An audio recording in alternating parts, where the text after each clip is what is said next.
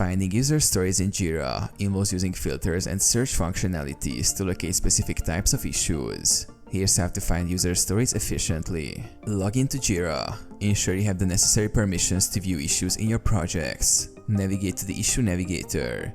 Click on the Issues tab in the top navigation bar and select Search for Issues. This opens the Issue Navigator, where you can search and filter issues. Apply Basic Search. In the Issue Navigator, use the Basic Search interface to filter by issue type.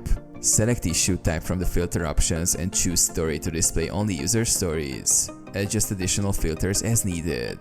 Use Advanced Search. Switch to JQL for more precise searches. Enter a query like issue type equals story to find all user stories.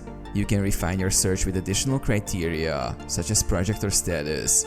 Review and save filters. After applying the search criteria, review the results to ensure you have the desired user stories. To save this search for future use, click Save As and name your filter. Access saved filters. To access saved filters, go to the Issues tab and select Manage Filters from the sidebar.